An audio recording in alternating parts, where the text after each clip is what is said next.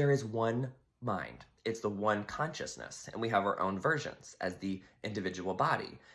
But we are the mind. We are not the body. So we're not really separated from others. That's why people can be mediums, right? Talk to dead. People can be psychic. They can read minds. They can see things beyond physical evidence because they're connected to that information of the higher consciousness. And that's also where creation God is, right? So we created this human world so we could have an experience, an individual separated consciousness or an individual separated self, which is now hosted in the body. And that's what the ego identifies as, the body, which is separate from others. So this is how the ego creates separation, which is actually more suffering.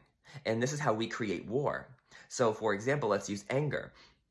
Right? One consciousness means there's anger in the one consciousness. Whatever you're experiencing, that means it's in consciousness. That means someone else also is experiencing it. Many, many, many other people are experiencing the feeling and the thoughts that you have. You're not alone. We're literally not alone in the mind. But I'm not experiencing everyone's thoughts simultaneously as I'm experiencing my own. I'm not experiencing everyone's consciousness simultaneously as I am experiencing my own. So that's why I believe I am separated. But I am not. It just feels that way in experience, but it's not a truth. So when the ego, we like to double down on that individuality, right? So we want to say, I am going to have anger. We all have anger.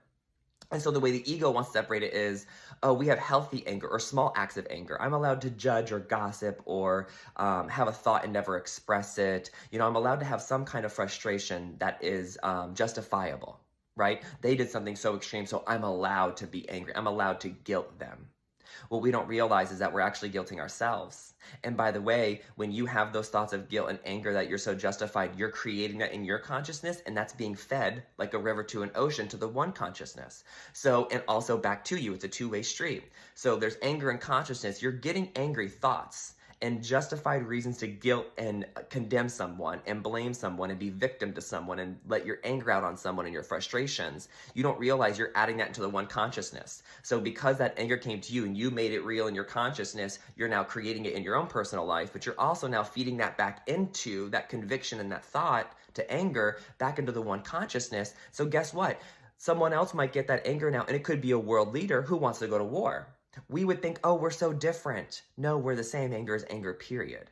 It's the ego that wants to use nuance and specificity to say, oh, how different I am. Yeah, because the ego doesn't want to kill itself. It does not want to get rid of its anger. So it would rather blame other people for their expressions of anger so then they don't have to remove their own.